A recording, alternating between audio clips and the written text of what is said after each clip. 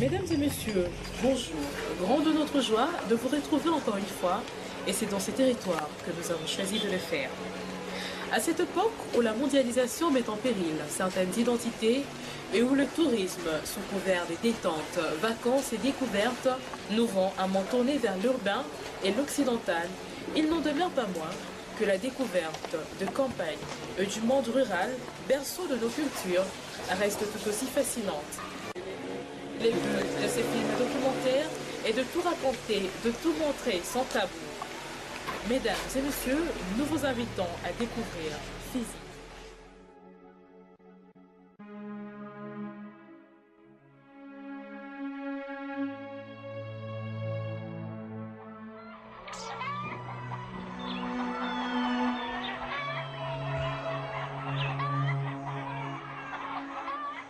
Il est 7 heures que depuis longtemps, le soleil s'est levé. Les oiseaux chantent au village. Les pilons montent en cadence dans les mortiers. Les danses traditionnelles et folkloriques s'exécutent ici et là.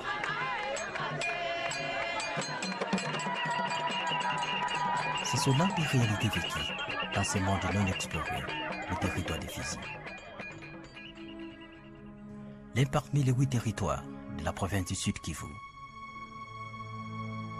Le territoire de Fizi partage administrativement ses frontières avec le territoire d'Uvira au nord, le territoire de Chabunda et Mwenga à l'ouest, le territoire de Kalemi au sud, le territoire de Kabambari au sud-ouest. À l'est, Fizi est bordé par le lac Tanganyika, au-delà de la presqu'île d'Ubwari. Il est situé à environ 1500 mètres d'altitude moyenne entre les parallèles 3 degrés et 5 degrés de latitude sud et entre les méridiens 27 degrés et 29 degrés de longitude est. Au regard, le territoire de Fizi ressemble beaucoup plus à un fusil moussé dont la gâchette se trouve à la baie de Bourton. Sa superficie couvre un total de 34 700 km², soit une étendue plus grande que le Rwanda, plus grande que le Burundi, qui a 27 830 km², et même plus vaste que la Belgique, qui a 33 100 km². Quant au climat, le territoire de Fizi présente dans sa partie nord-est, les moyens et les hauts plateaux, un climat tempéré et froid. Le sud-est, près du littoral ouest du lac Tanganyika, est caractérisé par un climat chaud et humide.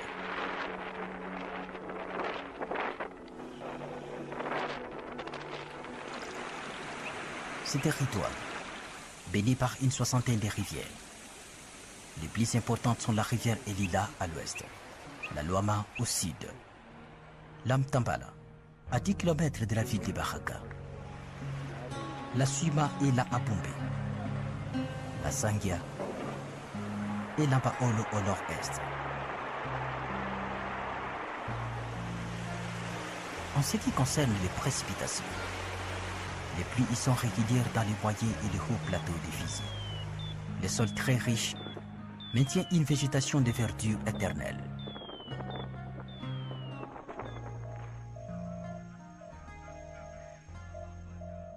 Quand et comment le territoire de Fizi a vu les jours? Dans quel contexte a-t-il émergé? Tout a commencé au XIXe siècle. Le territoire de Fizi est venu de loin. D'abord sous forme de postes de Kalembelembe, créés en 1896. Situé à 27 km de l'Olimba Centre et à 198 km environ d'Albertville. Ce poste a connu une très longue enfance et l'on aurait pu croire qu'il resterait toujours sur les dos de sa mère. Il n'en est rien car il a grandi petit à petit jusqu'au point de devenir ce qu'il est à ce jour.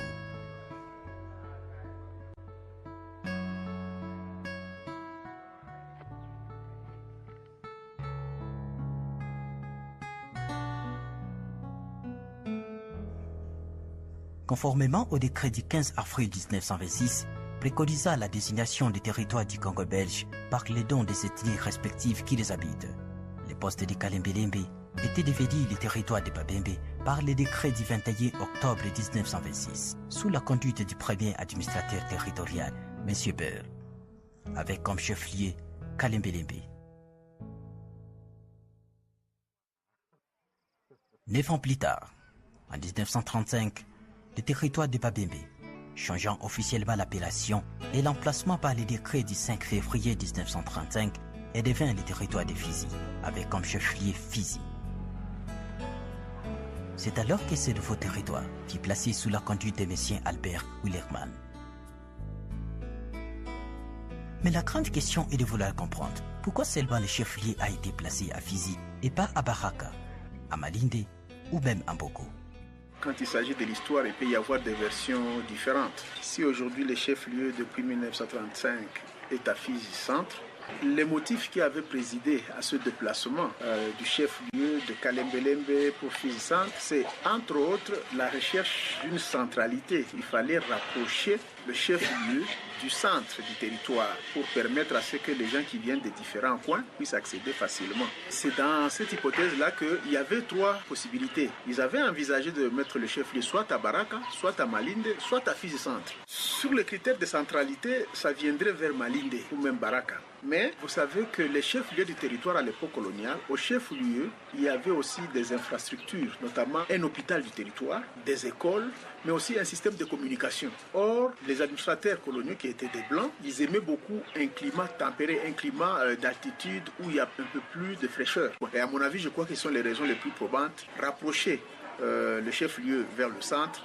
mais aussi le souci d'un bon climat d'altitude, un milieu plus élevé, bon pour l'hôpital en termes de santé et climat, mais aussi pour la télécommunication. Mais ce n'est pas tout. À l'exception de ces raisons qui a poussé les colonisateurs de maintenir les chefs-lieux du territoire à Fizi, plusieurs autres spécificités observées sur les plateaux expliqueraient mieux le maintien et l'origine du nom de ces territoires. Pour d'autres auteurs, Fizi désigne l'hyène, un mammifère carnivore, lequel était vraisemblablement rare dans toute la région de la jeune Kalembelembe.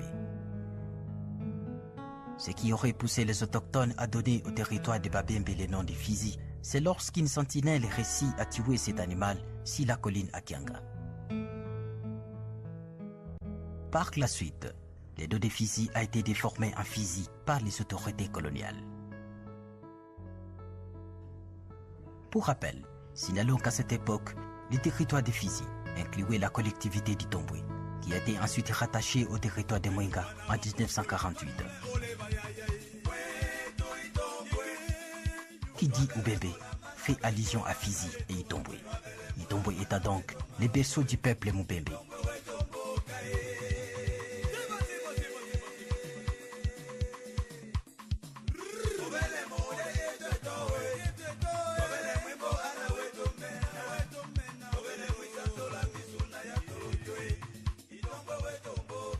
À sa création, le territoire de Babembe en